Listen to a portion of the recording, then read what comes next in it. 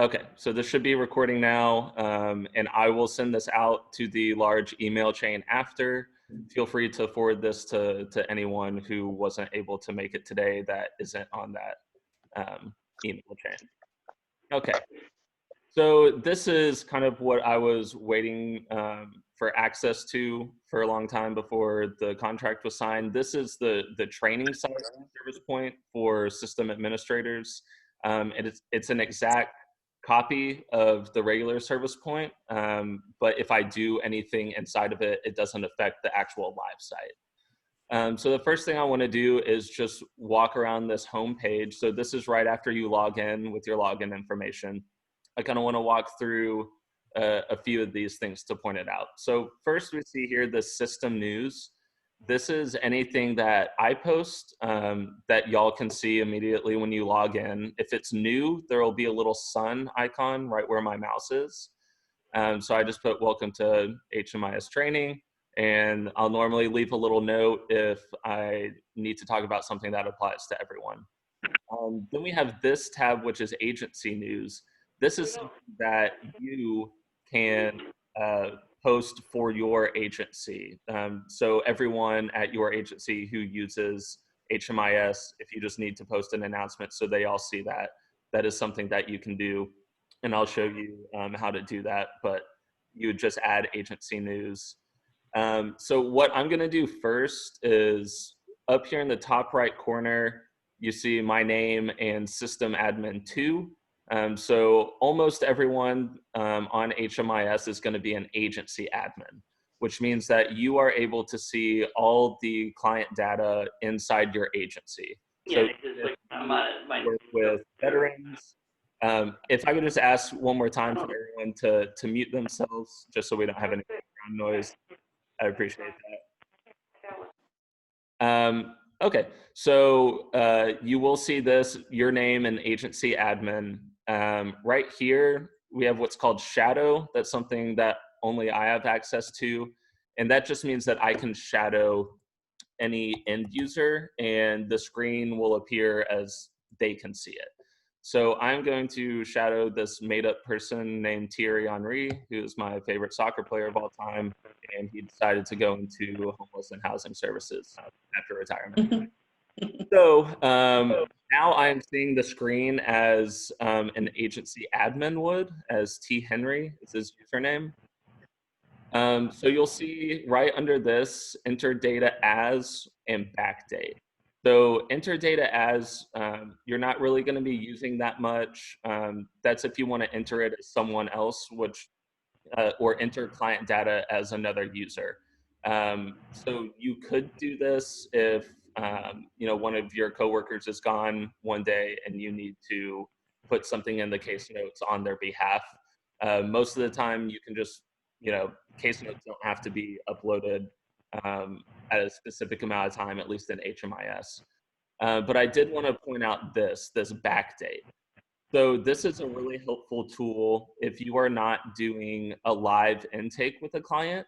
If you are going back and putting in information for that client from 2 days ago, you can click backdate and select a day that, you know, you saw them. So let's say you saw them on the and you set backdate. This will turn yellow so that you know you're in backdate mode. So now any information that you put in will be put in as if you were doing it on 10/20/2020. So hopefully that makes sense to everyone. I'm going to go ahead and exit backdate mode, but you can keep that on the entire time. Okay, so something else that I want to point out in the home screen is the customize homepage dashboard. So I think this is really cool and really helpful for agencies. You can add accounts report and you can do a bunch of different things with this that I'll show you. So if you click this little pencil to edit, you have the top left, top right, bottom left, bottom right corner that you can all select different things. So let's say that you want to know client served, and it'll just be a number. There won't be any identifying information. So let's say that you want to know client served this month. So then we see the date starts at October 1st and ends at the end of this month, even though we're not there yet. So I'm just going to go ahead and do system-wide. What you would want to do is click provider, and then you can choose, what program, or if you want to do just your agency. Since I don't really have any client data in my fake programs right here, Alex's Shelter and Services Inc., I'm not sure if anything would really show up. So I'm just going to do system-wide, but again, you would want to do provider and choose either your own provider or a specific program that you work with.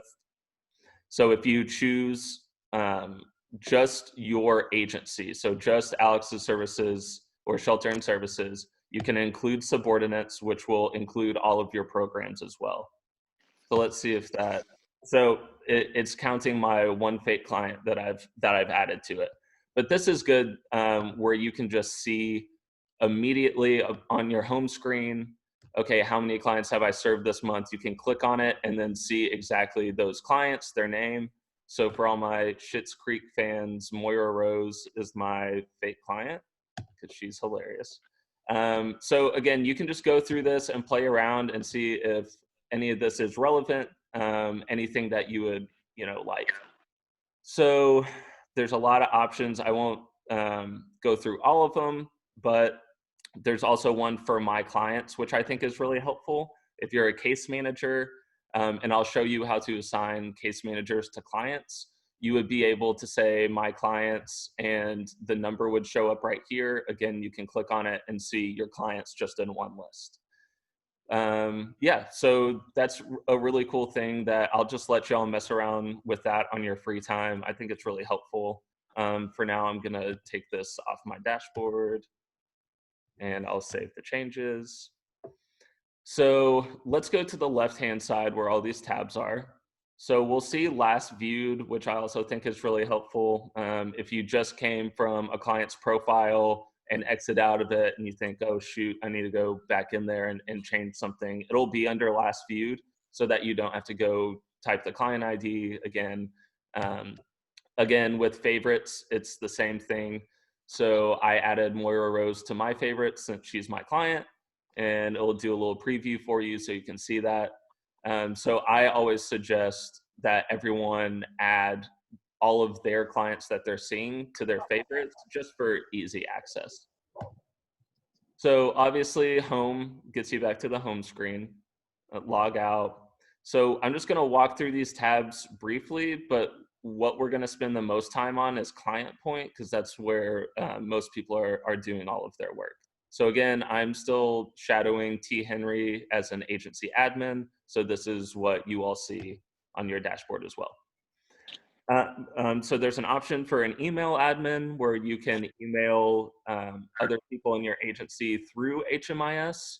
Again, not a lot of people use this because most of our agencies are small to medium size, and most of the time it's just easier to find that person or email them on their work email. License admin, you have access to click on this, but it doesn't really mean anything for on your end. That's mainly when I'm assigning licenses to new users. News admin, this is another way that you can add agency news for other people in your agency. So yeah, you do a headline, a body, and then the date, and that will show up on all of your coworkers' HMIS homepage as well. Back here. Provider admin, again, this isn't very relevant to the license level that y'all are at, just because of our visibility right now is not very open. We don't really have access to see across the entire system. Myself, and Andy Halfhill, who is a contract worker for us until the end of the year, are the only people that can see kind of system-wide like that. And then user admin, again, this is only if you need to look up someone that's in your agency that's part of HMIS, just because we don't have that open visibility.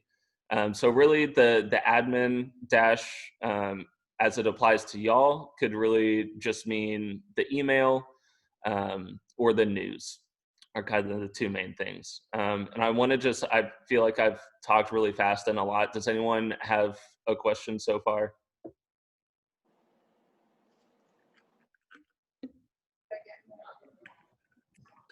Okay, great. Then we'll move on. I'll briefly go over reports. This is something that planning to have a way more in-depth um, training about eventually. I don't want to go into it too much right now because obviously, as you can see, there's just a lot. So a lot of people who have been using HMIS know kind of what reports they need to use for what. So call record report, obviously that's if you're tracking calls. Client served report, that's a really good one if you just need quick report about how many clients you've served in a certain amount of time for which program. A lot of people use this to show funders, um, just to, clarify how many people they've seen, from a week to week basis or whatever you need. These are for APRs, which are annual performance reports. I use this a lot for things that I have to upload to HUD.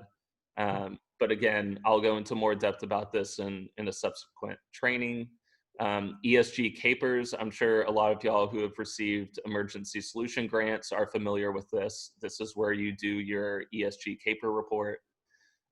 These are for path reports, and then needs and referrals and service transactions. These only apply if you actually keep track of those in your HMIS system.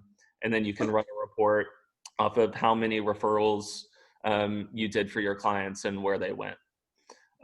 So we also have custom reports. So Report Writer is awesome. I'm really excited to do a training on that.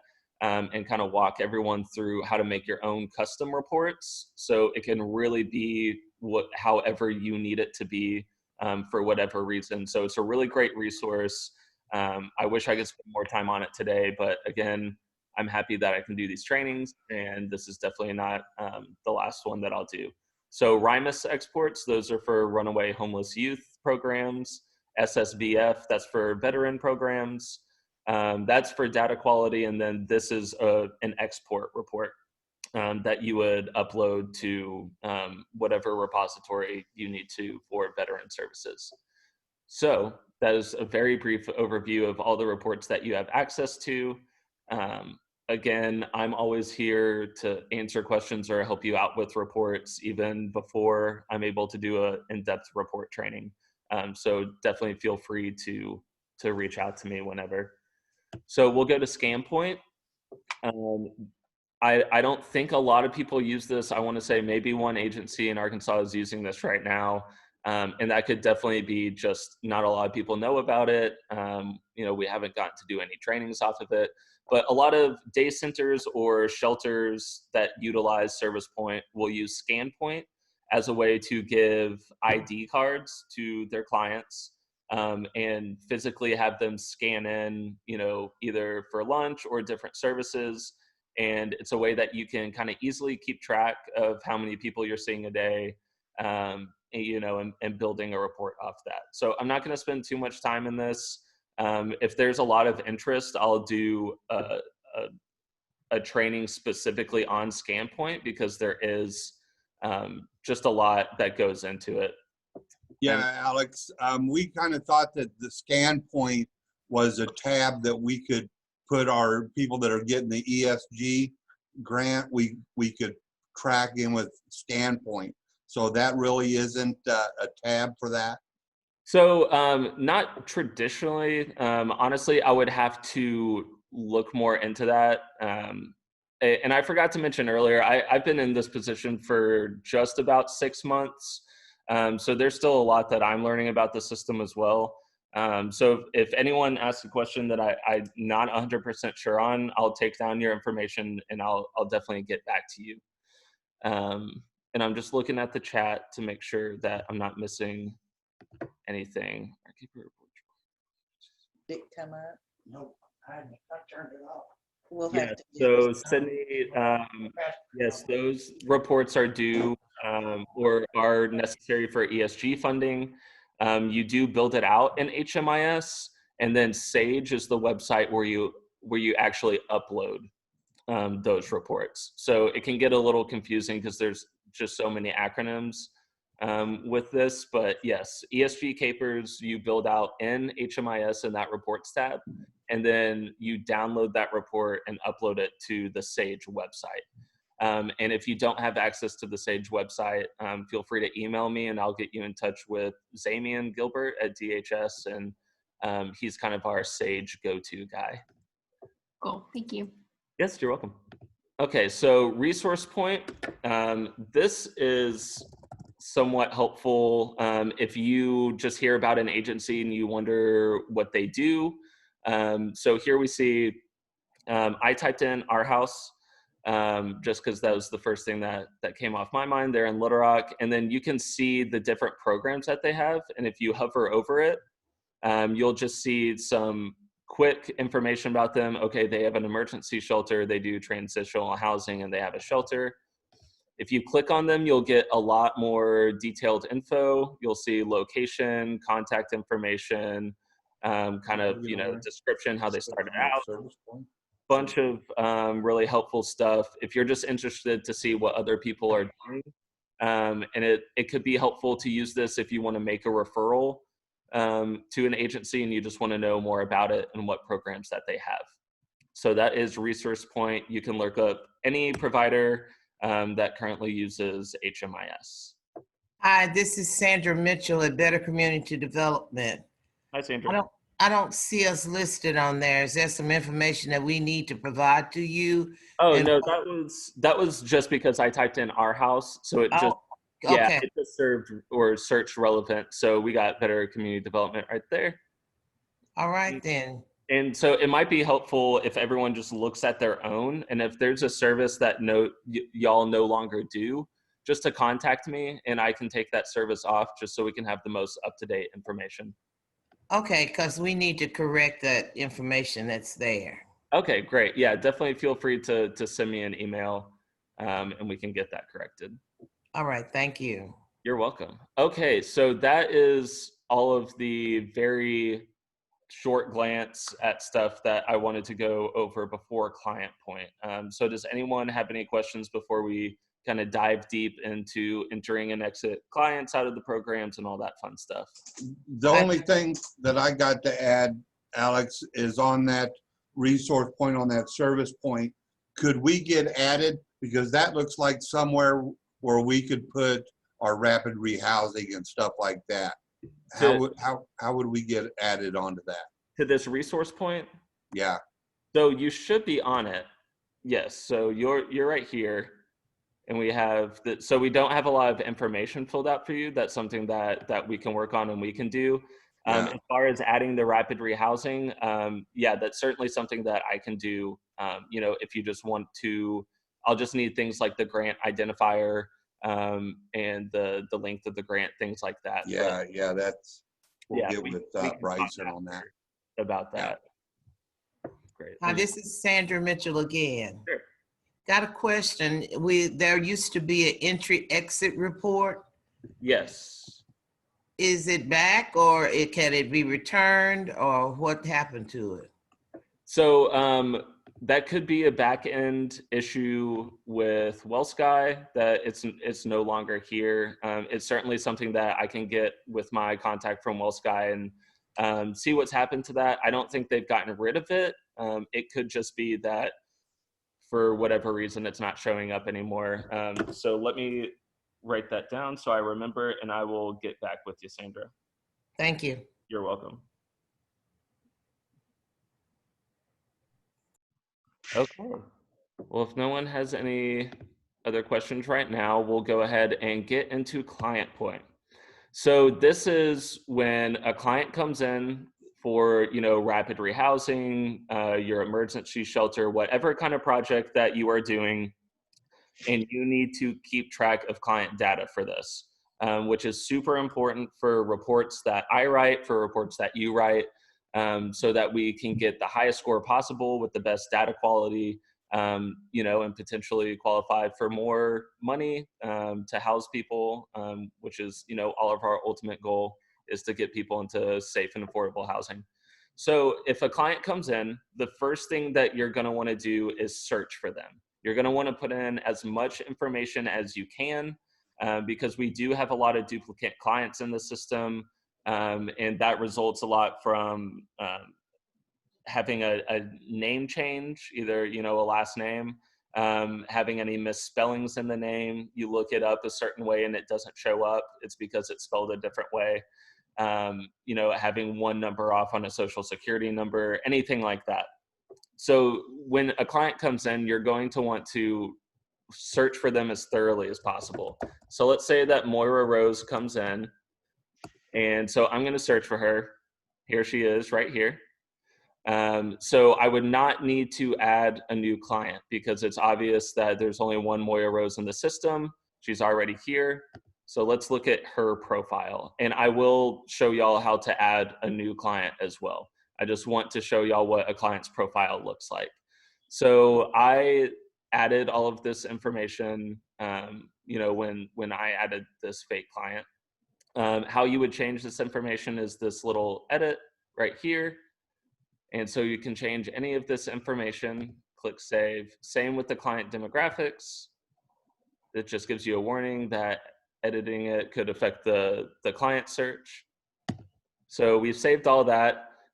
If you want a client profile assessment just right off the bat to sit down and do with your client, I can certainly make that available to you. There's a bunch of different assessments, or we can even make a custom one. So, you know, when you're kind of thinking how you want your program to run, think about that. And if you think it's necessary, great, I'll work with you to do that. But you will be doing an entry and exit assessment for whatever program you're running. So there's I have a training, so I told. Which one tell? She gonna have to wait.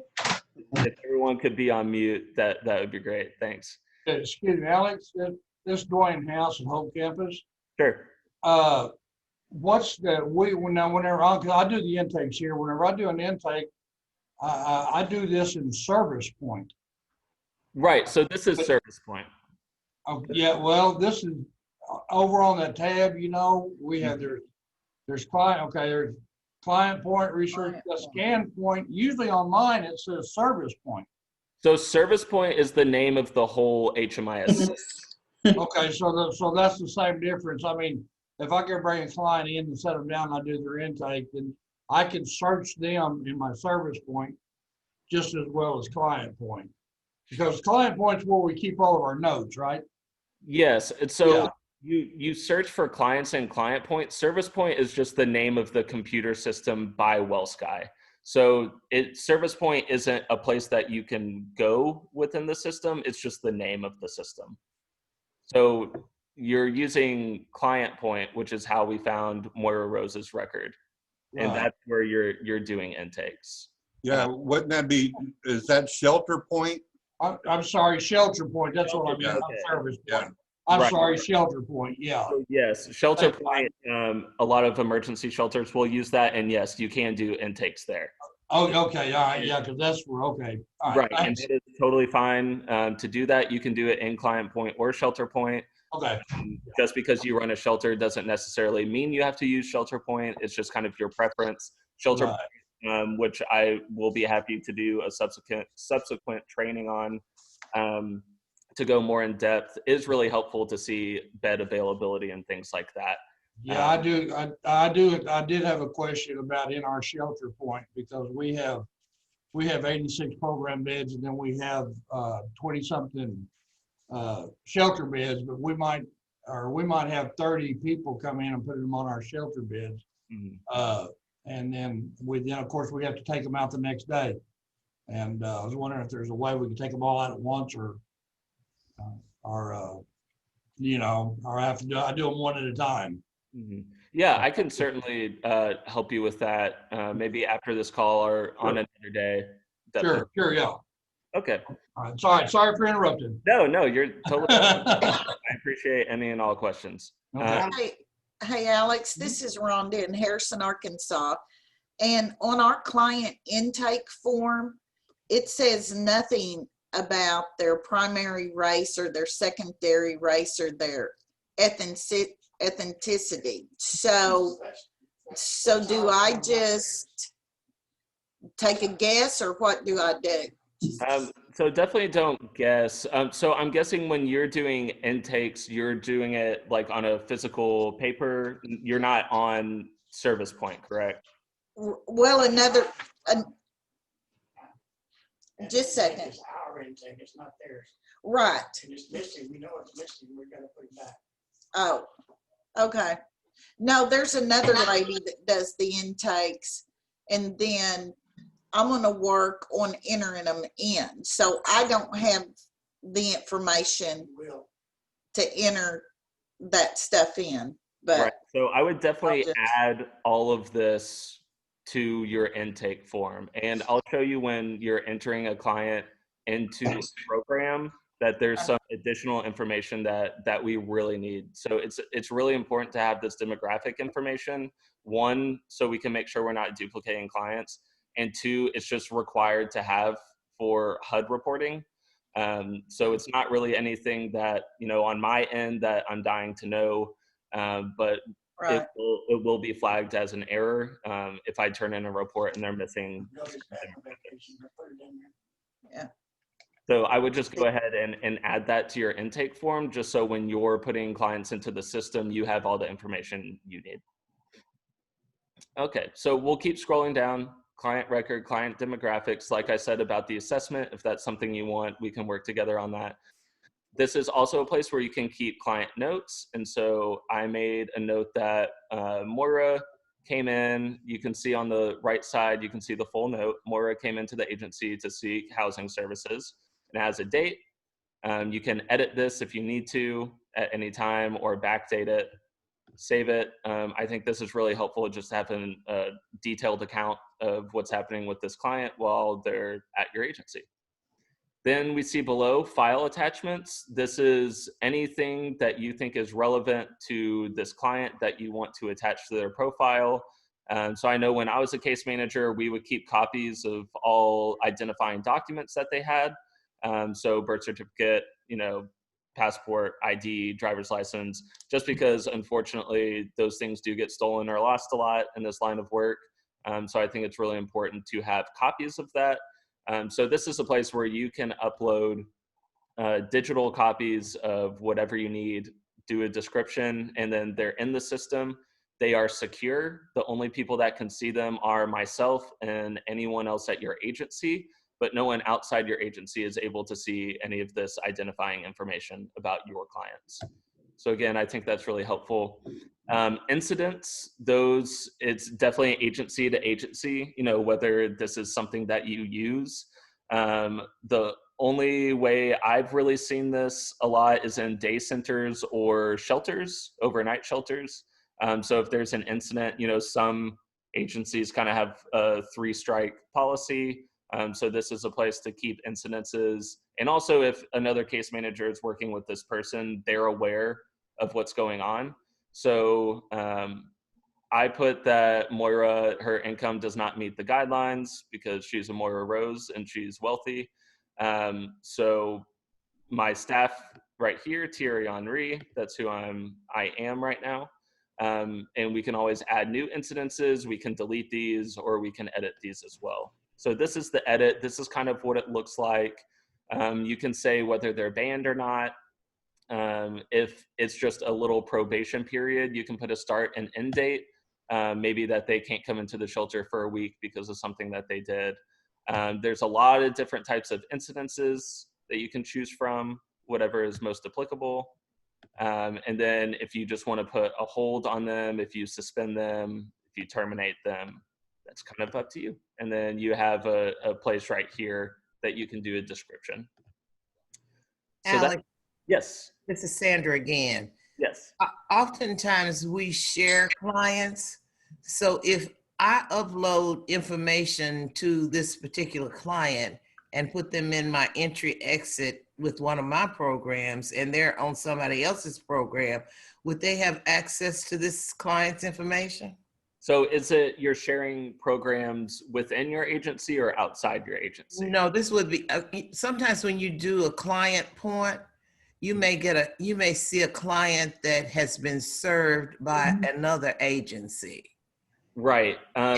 Mute button. So no, traditionally in our system right now, you would not be able to see that. Laptop, it says mute. This is definitely something that I'm talking to WellSky about, and I will be involving everyone in this discussion as well. I personally think it's more helpful to have open visibility in the system, not where any confidential client data is being shown, but at least that you can see someone is coming into your agency, you can look them up on the computer and you can see that they were kicked out of another agency for a violent occurrence. So I think that information is really important for everyone to know. Right now, that's not traditionally something that would show up if you looked up this client. But that is something that I'm having a discussion with WellSky about how to do this in a ethical way, that we're not going to breach any confidential client data. And I'll be involving the COCs in that discussion too, because some people would like open visibility like that and others wouldn't. And that's understandable both ways. One more question. Sure. When you talked about updating, if something on the clients, like for instance, the social security number was transposed from what you had, but that client had been input by another agency, how do you remedy that? Because previously we are not able to go in and make any changes to a client's record if we didn't actually put that client in the system. Yes, so that is correct. That is something that you can always contact me about and say, hey, I noticed that the social security number is incorrect. Here's the client ID and the correct number. And that's what I've been doing is switching that. Again, that's another discussion that I'm having with WellSky. And that would just mean changing your access from an agency admin to probably an agency admin 2. So that you are able to edit that information. When I came on, the reason why we don't allow end users to do that is because if you aren't well versed in the system, you might accidentally change something in the client record and not realize it and save it, and then it's incorrect. But yes, if there's any occurrence like that right now, feel free to contact me and I will be the one correcting those until I can talk with WellSky and see if we can change that around. Thank you. You're welcome. Okay, so I'll click back once right here to the summary. This is just a good kind of overall view of this client right next to their client profile, but it'll always show up on their client profile first. So I'm gonna go ahead and move to households.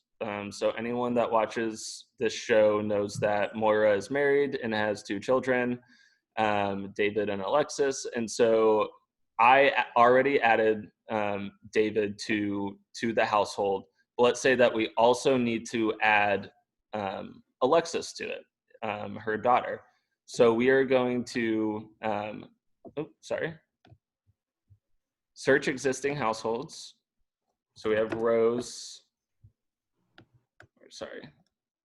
Alexis. Okay, so Alexis Rose is not in the system. So we're going to add new household. Sorry, let me double check this real quick. I don't want to misdo this. Okay. So I'm gonna come right back to that because that's a little more in depth, and the rest of these are going to be pretty simple and just a little overview. So this is where you can add a release of information for your client. If y'all do that when a client comes in to sign a release of information, you can digitally upload that to here. And you can, so if there's a household, you can make it apply to both. But that's how you would add a release of information for a client. And I'm going to come back to entry exit because that's where a lot of this training is going to take place. For case managers, I've already added for Moira Rose that Thierry Henry is her case manager. You can always delete that. And I'll show you just add case manager. I'm the only case manager for my agency right now. And if I had this filled out in my profile, that would populate right here as well. and then you can do the date that you started seeing this client. So I'm just gonna say I started seeing her yesterday, add case manager, it's right there. And then you can always end date. So when you're done seeing the client, you can add an end date and it will close out. Case plans, this is just a place where you can keep goals and case plan file attachments. I think this is super helpful just because you can keep all the information in one place, in one profile, rather than having physical files for some things and digital files for other things. You can add goals here for your clients. So just walk you through this real quick. Again, you can select the case manager that's setting this goal, the classification. So let's say employment. So we're going to say get a job. So we can say, or actually let's say, yeah, get a job. So apply for 2 jobs in the next 2 weeks, securing a job by the end of the month. We can have a target date for that. So we'll do, let's do 11/30/2020. Overall status. So this is if it's in progress, you know, they're currently doing it right now, or if it's closed, that it's no longer a goal. And so if closed, outcome, so if they achieved it, if they abandoned it, if you're revising it or partially achieved, maybe they did apply for the amount of jobs that was the goal, but they haven't secured a job yet. Yeah, and so there's just a lot of fields that you would fill out and save that. Hold on, my zoom bar is blocking the rest of that. So then that would save as a goal for Moira Rose, employment, get a job, the date set, and then any notes that you add as well in there. So, and then again, case plans. So this is if you have a case plan that you've written up either on Word or another place like that, you can always digitally upload it to here just so everything's in one place. And then this last tab before we go to entry exit is assessments. So there are already a bunch of preloaded assessments in here for whatever is applicable to your client. So mental health history, working with veterans, if you're doing something with the HIV, STD, really there's a bunch of cool stuff in here. The vulnerability index, the VI SPDAT, they have the newest 2.0 version in here. So there's a bunch of different assessments. These are optional because any assessments that are required are going to be already uploaded with your program. So that's something that I do on my end. So if I'm adding a rapid rehousing program to, let's say, Hope Campus, then I'm also within that putting the necessary assessments that HUD requires. And so I'll show you what that looks like. So all of that being said, big overview of just all of these tabs. Entry exit is really where you're going to be spending most of your time. So Moira has come into your agency. She needs to join a shelter program or rapid rehousing program. You looked her up. She was already in the system. So you're on her client profile. Okay, great. So we are going to add you to one of our programs right now. So this is how it would look when you're adding a client to one of your programs. So your provider's name will be right here where Alex's Shelter and Services is. And when you click that, you'll have a drop down. So I've added 2 programs for my agency. One is an ESG CV, which means COVID. So that was ESG money that we got from the CARES Act, emergency shelter. That's what the ES stands for. And then my other program is a RYSO, which means Runaway Homeless Youth Street Outreach. So those are the 2 programs that my agencies run. So I'm going to add her into the ESG CV emergency shelter. So type always means what the funding is. So if you're unsure about how your program is being funded, either ask your executive director or direct supervisor, or you can always ask me and I can look it up. Most of the time, someone at the agency has that information. So for this example, ESG Emergency Solution Grant are always funded through HUD. So I'm going to choose HUD. And then we're going to choose the project start date. So let's say that I'm entering this information in a day late. I can backdate this, or I can click this one with the little green arrow, and that will bring me to today's date and time.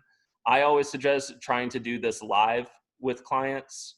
I understand that's not always possible, so there is, the possibility to backdate to the time that they actually did enter the program. So you would click Save and Continue. And then you are brought to this assessment page. And so this is where I'm going to be spending most of the time today. And if anyone has any questions while I'm going through this, please feel free to interrupt me.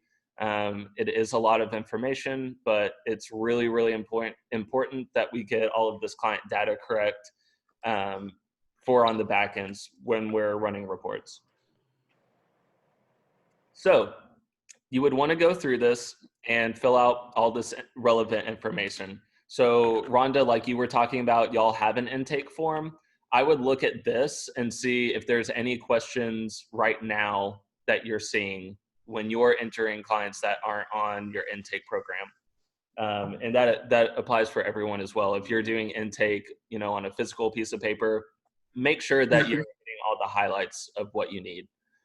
So we're going to go through and we're just going to fill out all of this, or I'll just say white because she does know. So does the client have a disabling condition? We're going to say yes. Relationship to head of the household, you just go through these options. So she is the head of the household. Client location, so these are our COC numbers. If you don't know your COC number, feel free to contact me. It should be on the internet somewhere as well. But this is wherever your agency is located, that's the number that you're going to choose. So Catch or Central Arkansas is 500, so that's what I'd be choosing. 501 is Northwest Arkansas. 503 is Balance Estate. I believe 504 is maybe Southeast Arkansas. These have sort of changed and they haven't been updated.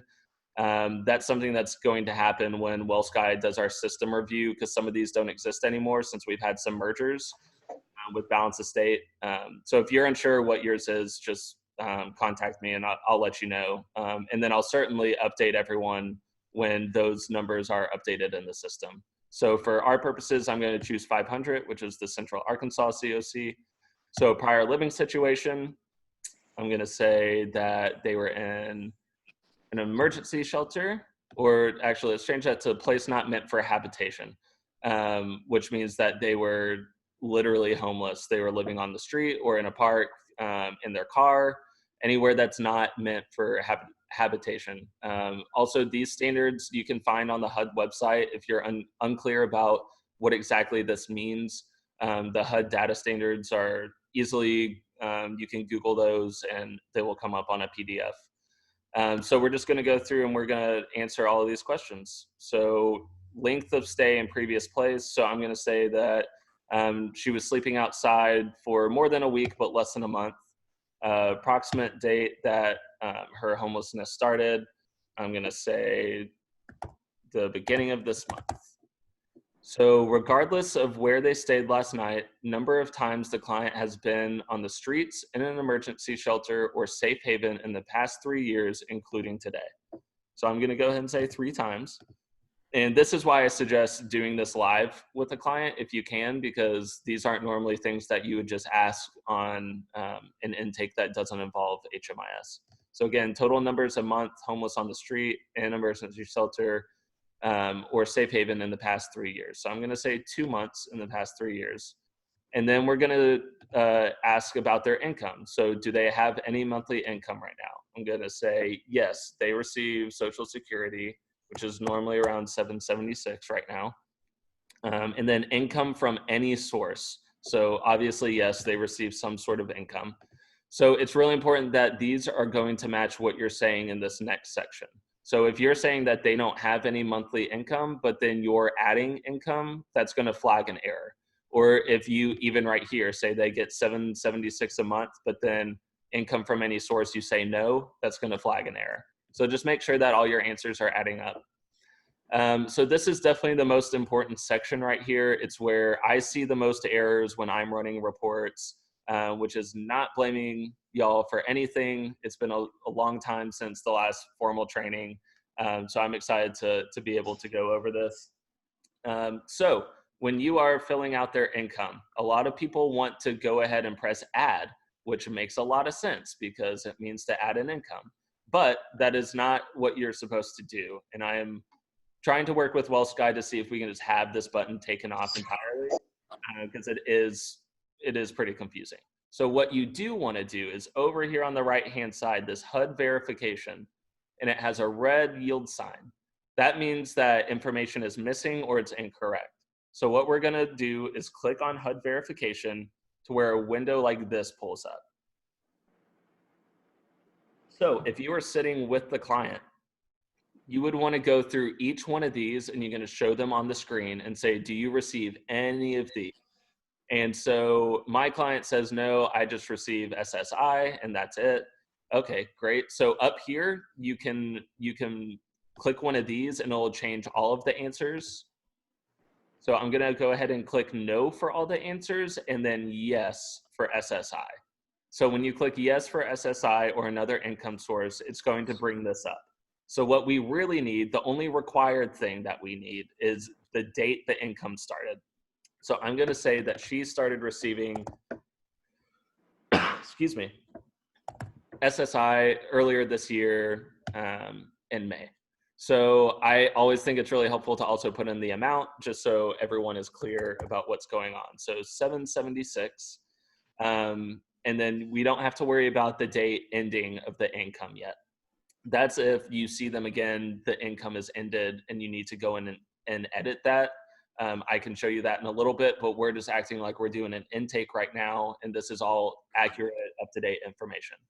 So then you save that, and we see that SSI is clicked yes. If you need to edit it, that's what that pencil is for. Say that she said, oh, actually it's just 700 on the dot, I misspoke. Okay, we can go back in and change that. And then we're gonna save and exit. But before we move on, I'm gonna go back up here and change that to 700 because that's gonna flag an error if the total monthly income is different from what we put on here. So now that we see that there is a green check mark, we are good to go. Everything is entered correctly. You can scroll through this and see that SSI, $700. Nothing else is filled out. So that is her only income. And we are good to go because that green check mark. So a lot of people do not see this question right here. So do you receive non-cash benefits? So those are things like food stamps, TAMP, temporary assistance for needy families, anything like that. And I'll show you the list as well. So I'm going to say, yes, she does receive non-cash benefits. So again, we're not going to click add. We're going to click HUD verification. And it's, again, going to pull up a list of non-cash benefits that HUD recognizes. And you're going to go with your client and say, do you receive any of these? So do you receive SNAP, which are known as food stamps? Do you receive WIC, which is women and children? TAMP, which is temporary assistance for needy families for childcare or for transportation, or any other TAMP funded services. Or if for the off chance they receive a non-cash benefit that's not listed, you have the option to do that as well. So I'm going to say that Moira receives food stamps. She receives SNAP. So again, I'm going to click no for everything, but then yes for food stamps.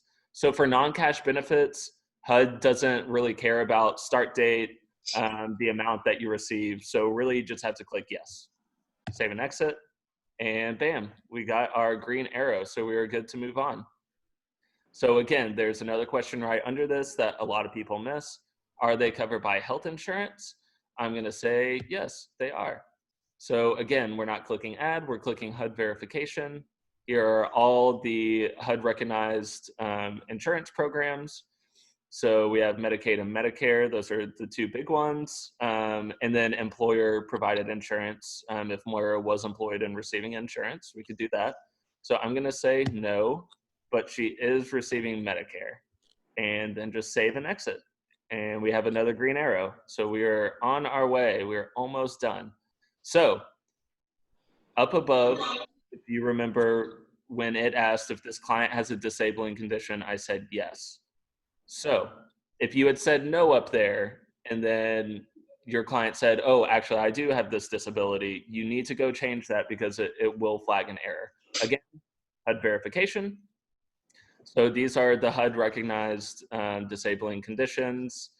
Let's say that Moira has a developmental disability as well as a physical disability. So what I'm going to do is click no for all of them, but then check yes on physical, and then ask me a series of questions. So if yes, is this expected to be of long continued and indefinite duration and substantially impairs the ability to live independently? So I'm going to say no, because her physical disability is that she broke her ankle, but that will be healed in 6 weeks. So it won't be an indefinite durable condition. This is always something that we can change back to yes if it turns out that this is going to be significant and impair her life. So date disability started, we're going to say that she broke her ankle in the middle of last month. We can say broken ankle. Is it going to be long term? So if we believe that no, she'll heal in 6 weeks and be back to normal, we put no. And again, we have an end date for the disability, when she is, Alex, and that we can end that. Alex, Yes. it's Josephine. So that question about the disability being long-term always kind of tripped me up because, yeah, the way that is worded, if it's going to be long, continued, and indefinite duration, then it talk about substantially impairing their ability to live independently. And so with permanent housing, I always feel like, I always answer that yes, because they have a long chronic mental health issue with the clients that we serve. But it seemed like that last part where it says impair their ability to live independent, and we do independent housing. Mm-hmm. Yeah, and that's a really good point, actually. I haven't seen that affect anyone's housing status in any way. It is a little bit of a quandary. I would say maybe to focus on the substantially impairs the ability to live independently. So not necessarily saying that they cannot live independently, but there are some things that are being held back because of their condition. So I would maybe look at it that way, if that helps clarify it all. Unfortunately, I can't really change, the language or anything. I would say if what you're doing right now works for you, keep doing that. But no, this shouldn't affect, anything about their housing status. It's more just HUD language that's included in our system. Okay. Okay. Thank you. And so we also said developmental. So same thing. You're going to fill out this information. Is it expected to be long-term? I'm going to say yes for this one. We're going to say this started at the beginning of this year. You can put any notes. Is it going to be long-term? Yes. We'll save. And then we'll save and exit. And we have our little green check mark. So we are good to keep going. And then we have this long assessment here at the end. So it's pretty long, and I encourage everyone to fill out as much as you can, but what you're required to fill out is anything that is bold and has an asterisk by it. So it says required field. So we're just gonna wanna go through all of this. Last grade completed, we're gonna say some college, school status, say dropped out. So we're just gonna fill out all the ones that are necessary. So general health, we'll say fair, dental health, fair, mental health. Where did you get this screen here? Sorry? Where did you get this screen right here? So this is below the disabilities, and this will not show up on every client's profile. It depends what program you're running. and what assessment is attached with that. So for this particular program, I do have this extra assessment at the end, but it won't necessarily show up on every client's profile. Yeah, I've never seen this on ours. Yeah, this is mainly for like street outreach programs or like RI youth programs. But just with the assessment that I uploaded for this, it did show up on this profile. So Hey, Alex. Yeah. This is Sydney Foster with ARMIS Arkansas. I was wondering, have you seen any guidance on the health status to actually quantify that? It's a little subjective for us, so it feels like each case manager kind of, I guess, scores it differently. Yeah, I always think that it's kind of a collaboration between the case manager and the client, like how they think their health is going, based off any disabling condition they have. Have you been to the doctor lately? So yeah, unfortunately it is rather subjective, but it's good because since you're the person working with them, and then when you do the exit assessment, you can see if they feel like their health has improved by the time that they've been with you. So it is subjective, but it can kind of quantify, how the program has helped them in that way.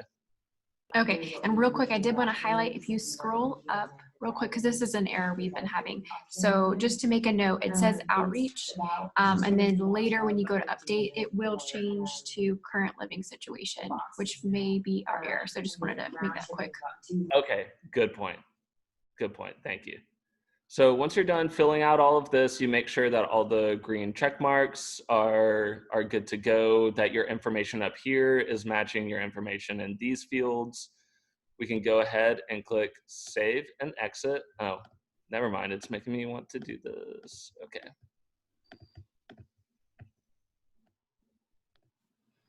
Okay, so now that client, Moira Rose, is officially in the ESG COVID emergency shelter. So anytime that you need to update information about this client, you could go to client profile. If there's something you need to edit within that assessment that you just did, just click on this pencil next to the start date, save and continue, and you'll be brought right back to that same assessment. So if the income has changed or ended, this is how you would go back in and change that. So let's click on the HUD verification. Let's say that her SSI actually increased to 850 after they did a reevaluation. And so we can just change that and save.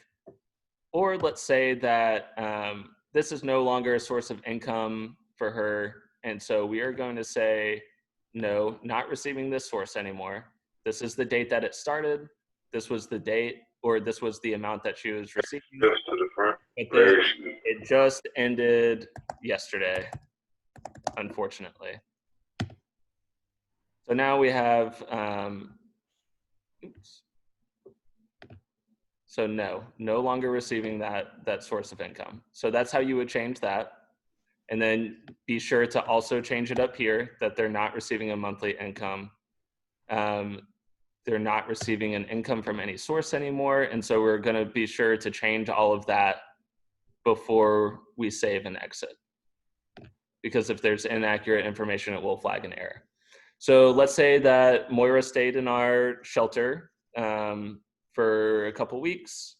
I'm not sure if I can actually do an exit date that's further than today. So let me just go ahead. I'm going to backdate her start date to the beginning of the month. And yes, we're good. Oh, it's going to make me do a new assessment. That's okay. We don't have to deal with that. But if you want to exit the client, let's say left the emergency shelter, this is where you would exit the client. So you click the pencil next to the exit date. So let's say that they did leave today.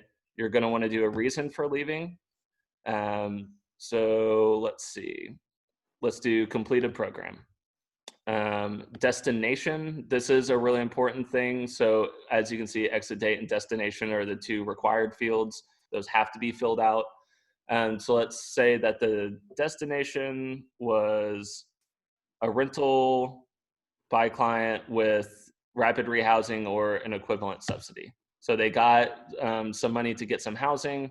There was some help, so it wasn't completely independent. It's not, you know, a market rate housing situation. So you can also add notes if you want to add notes. Let's see. Services. Okay, so save and continue. And then this is where you'd be doing the exit assessment. So did any of this significantly change is kind of what we're looking for in the exit assessment. So let's say no, you know, her income unfortunately did not come back by the time she exited. She was receiving the same cash benefits, still has the health insurance. Let's say that she's no longer physically disabled. She got over it. Her ankle is finally healed, brand new. So we'll just go in and we'll change all this. End date, let's say that it healed completely when she went back to the doctor on the 15th, so a month after. We'll save that. So it says incomplete, and then you're just going to move that to no again. So no, there's no longer a physical disability. So then that would change. Yeah, and then you're just going to want to fill out all of the subsequent information. The exit assessment is much shorter than the entry, just because we already have all that demographic information from the entry assessment. So just go ahead and fill out, you know, whatever. These aren't required for the exit assessment, but I still think it's really good to have this. So refer to rapid rehousing, housing assessment at exit. So moving into a new housing unit, able to maintain housing at entry, subsidy information.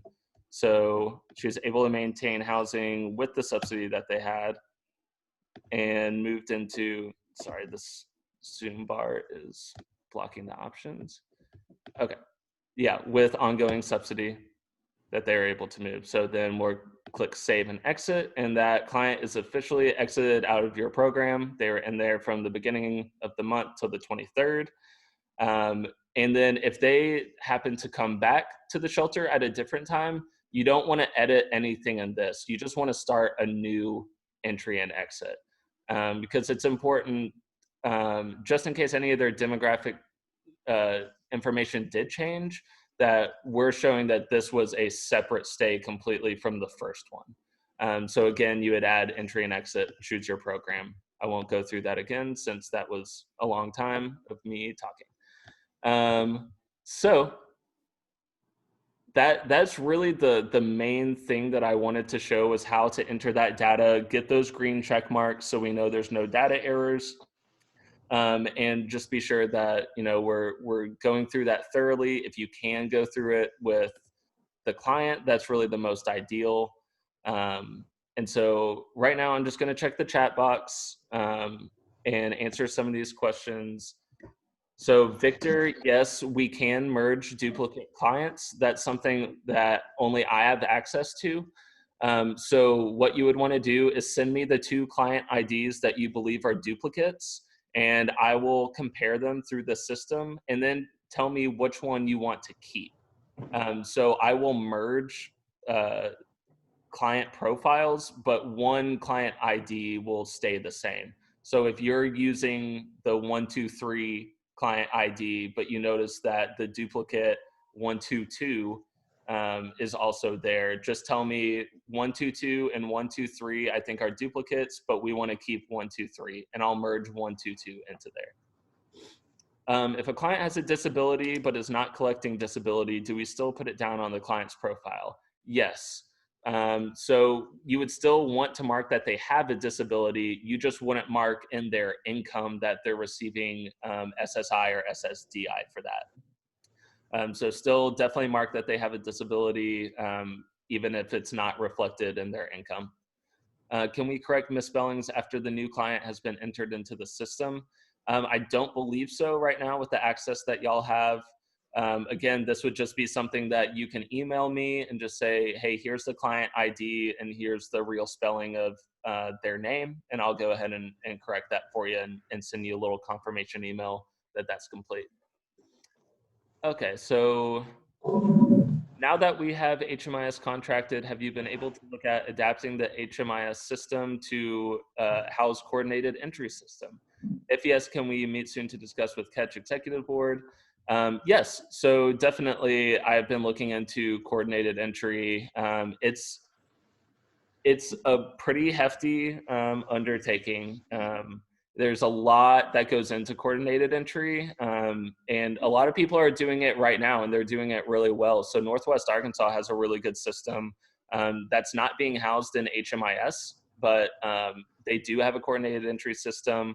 I know that I might be misspeaking, but I think there's a place in Old Fort that is doing coordinated entry outside of HMIS. So yeah, it's definitely an undertaking, and it does take a long time to develop, but we can do it in HMIS. Certainly, Michelle, I'd be happy to discuss that with you and with the Catch Executive Board. Yeah, and then that was all the chatbot questions. I see Sydney also has a question if you want to. Yes, I was holding my place in line there. So since you have this pulled up, I was gonna see, so traditionally when we enter data, we do the entry assessment and the exit assessment. And I view that as like a kind of point in time where our client is at as of that point. And so if we update, like say their income or their insurance, I tend to do that through the client profile. Can you show the best way? I just want to make sure that we're entering that correctly. So if you scroll down on the client profile, oh, that's weird because that's not showing any. Normally for our end, we can see all of the information we put in, like their income and stuff like that. Would it be maybe the summary tab? This one. And it could be something like unique to your system that maybe there. Yeah, because the client profile, usually at that point, I'll just, there's like a pencil option and I'll edit there. So I just want to make sure I'm doing it correctly because we have had some errors before in our reporting. Okay, that's something that, yeah, maybe we'll have a call and you can share your screen at some point so I can see what you're talking about. Yeah, it could be that they went in and changed just your, how your layout. Okay. Yeah. Which is always, that also brings up a good point. If there's something that you see, in your system, and you think, I think, it would look better this way, or I'm wondering if we can try to do something unique, with how this is set up, definitely contact me because most of the time, yeah, we can do some unique stuff with your agency's profile specifically. Most of the time it just looks like you contacting me, we talk about what you're thinking of, and then I contact WellSky to see if that's something that they can do on their back end, with their programmers and engineers. But certainly always feel free to contact me if you have any ideas about how we can make the system better or more efficient, or more user friendly. I think that I see a new chat come in. Trying to see. Okay, no new chats so far. Anyone feel free to ask any questions? On my questions, Alex, with shooting the rapid rehousing, I'm not prepared to proceed. I got to get with Bryson and everybody on our team to see how they do. But I seen some things here, probably where it needs to go. But we'll just contact you later when we want to set that up. Okay. Yeah, absolutely. Definitely send me an email and we can talk about that. And Shelby, thank you for the correction. So the enter data as, I definitely misspoke at the very beginning. So that shows the different programs that you have. Let me clear the chat box. So you can enter data as either your ESG CV emergency shelter like I have, or my RIDE street outreach. So thank you for that correction, Shelby. I appreciate that. It's not something that I ever have to use since I'm just a system admin. So I, definitely appreciate that. Alex? Yes. Hi, Lisa. I have a question, and I'm sorry, but I'm kind of new to this HMIS stuff. Only been doing it about 2 years and didn't really get, I don't feel proper training. But anyway, can you tell me what all we're supposed to enter into the HMIS system? Is it just the components of the ESG stuff? Yeah, so really it's just, and everyone's programs should be in there that I've entered. If you notice that you're supposed to be running a certain kind of program like rapid rehousing or street outreach and it's not in there, contact me. It might have been looked over, but as far as I know, all of the programs are in there. So really what you're responsible for doing is just adding clients and exiting clients from those programs. So that was mostly what we did today. So you see a client, they come in, you search for them first. If they don't come up, then we can add a new client, and it's just going to look like, add graphic information. So let me go ahead and I'll do Alexis Rose. Yeah, Because I know how to do all of that. Okay. So but I was just wondering, like, we do other things besides ESG stuff. Like we have a food pantry and, yada, yada, yada. And I didn't know if we were supposed to be entering that information in, no. Yeah. No. So you can just focus on your ESG programs. Gotcha. There is the possibility, like if you in the future want to keep track of like food pantry statistics in here, that's definitely a possibility. But for the purposes of HMIS right now, I would say just focus on the ESG and adding and exiting clients. Well, I have another program that I use for the, the food pantry and so forth. Okay. Yeah, great. Yeah, definitely. You don't have to keep track of that in here for reporting purposes at all. Thank you. Alex, yes. This Dwayne House. Is there a place in here where we can go, like our administration and our HR are asking for copies of all the intakes done in June and July? Yeah. Is there the place we could go in there where we can see, okay, just who we did in June and the intakes we did in July? Yeah, so there's kind of a lot of different ways that you can do that. So certainly if this is a consistent report that you're having to do, and you want certain elements in it, like I want the client's ID when they entered our program, I want the, service transaction, maybe the amount of money that service costs. I would certainly suggest doing a report writer, and that can be saved in the system so that once you or I can certainly help you make the report and we can walk through that. It'll be saved into the system so that you can just access it every time. So that's one way to do it. Another way that, is a kind of easy way just to do this is I use the APR all the time, just because it's a quick way to say, okay, how many people did we see between these two time periods?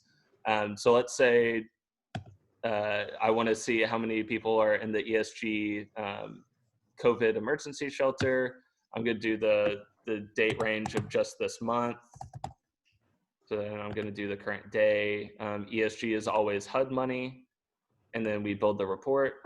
And this shouldn't take too long because I think I've seen one client. Right. And then you'll get all of these different fields that will show up. As long as you're entering data correctly on the entry and exit assessment, then you won't see any errors or anything. So you can click on these numbers if you want to know who that person was. So we see Moira Rose, her ID is 16. So if you're serving, a large demographic of people, you can break it down into that. So they were also head of the household, number of adult leavers. So if you have any data issues, which I do right here, this is where they show up. So I did not put anything for ethnicity for Moira Rose. So I'll be sure to go back into her profile and add that into her assessment. Again, with the social security number, I might have not put that in there. So we'll want to go back and look at that. So this is just a really easy report to run that will show you a bunch of different kinds of demographics. If you have any errors, so that's another way to do it. But if you'd rather do a report writer where you just want very specific things, I can help you out with that. Yeah, Alex, when we first started, and I thought what Dwayne was talking about when we were in edit dash let, you know, on that home page. Could we have got that information there? I'm sorry, could you repeat that one more time? Okay. Would you mind repeating that, Mike? Okay, yeah. When we were in the edit dash let, you know, on that home page where we put a significant date, you know, what we were scanning. And I kind of caught that, what Dwayne was talking about. Could I do that there? Yeah, absolutely. So you can just do, you can have an ongoing, let's see if there's like an intake one, for instance. So my clients, outgoing referrals.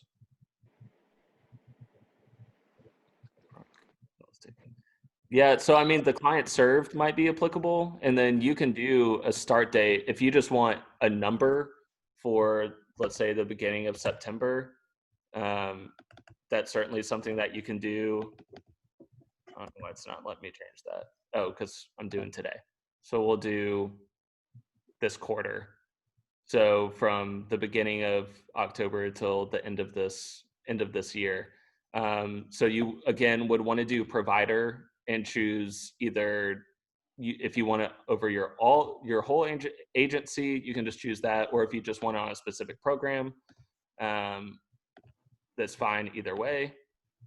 And then yeah, so you can just get a number right there and then show the client's information. So that's another easy way, just to have an ongoing number like that as well. But if you're wanting it in more of a report style, we'd probably want to do report writer or that APR. Okay. Let's see, I think I saw some Hey, chat. Alex, it's Josephine again. I have a question about our yearly research that we do on our Shelter Plus Care clients.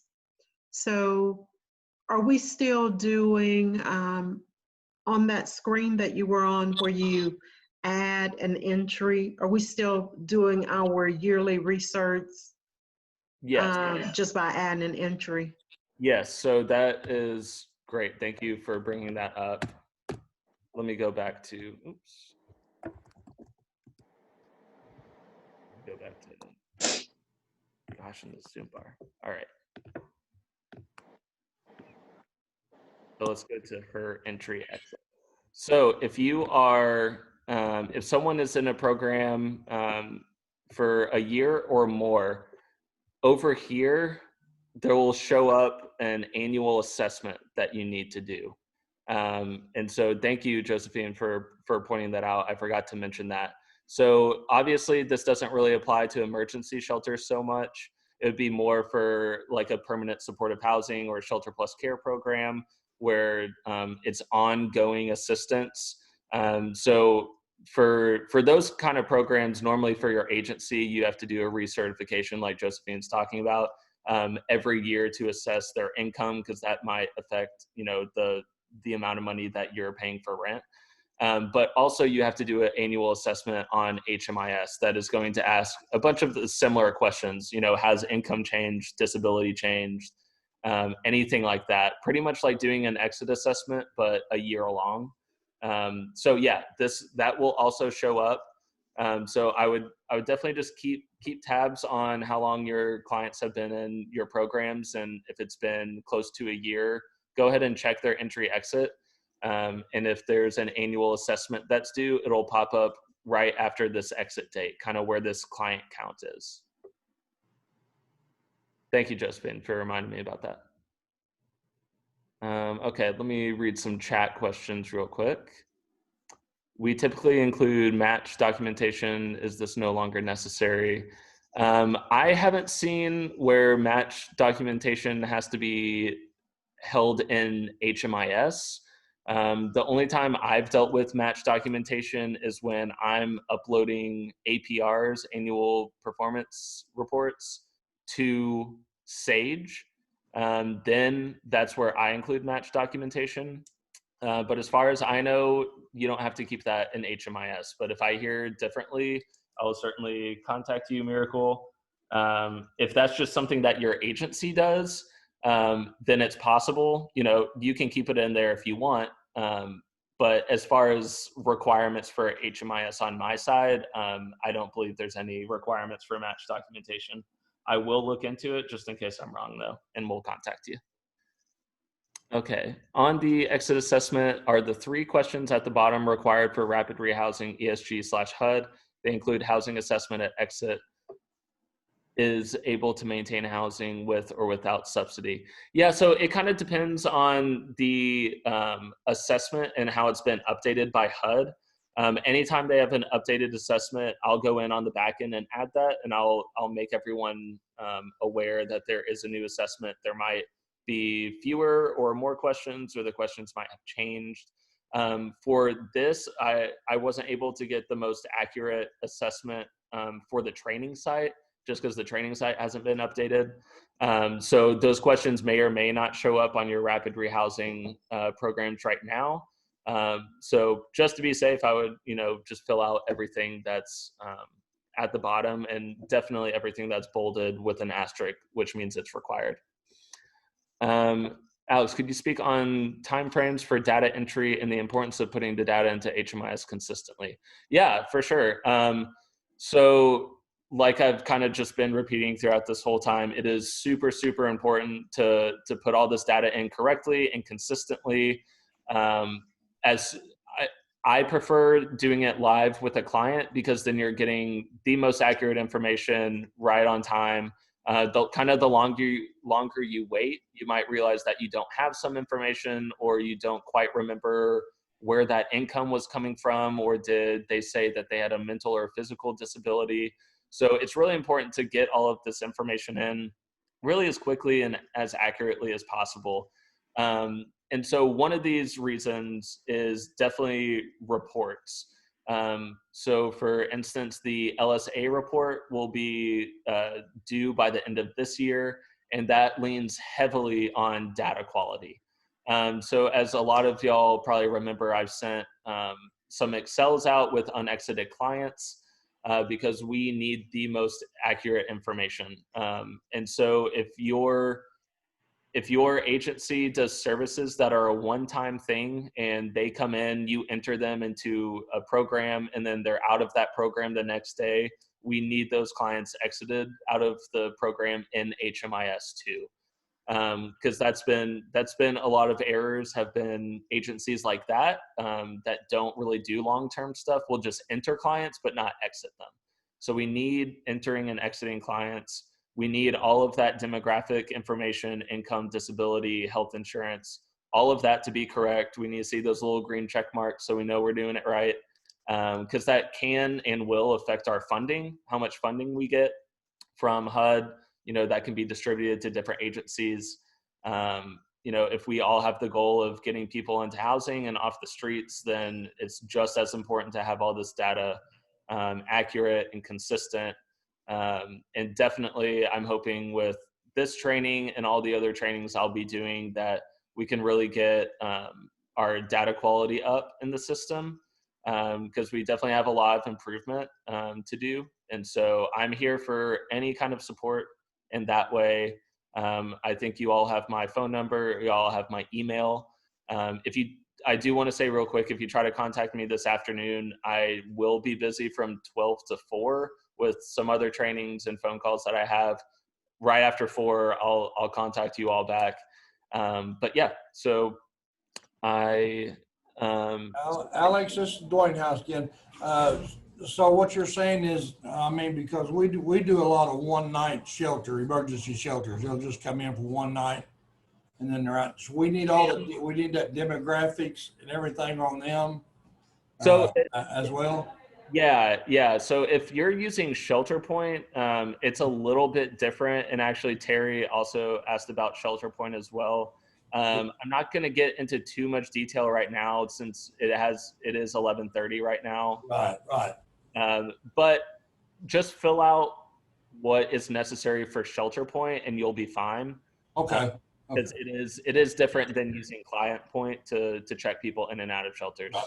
Yeah. Okay. All right. Thanks, man. Yeah, absolutely. And Terry, I'm definitely planning on doing a longer, more involved training on ShelterPoint. I'm also kind of throwing around the idea that maybe I'll send out a Google poll to y'all to see kind of what y'all are most interested in getting trained on next. And we'll kind of play it by ear from there. I'm hoping to have a schedule where I'm doing consistent trainings every single month. And so, yeah, we'll get that rolling, and I'll probably send out a poll next week so we can kind of see what our next training wants to be.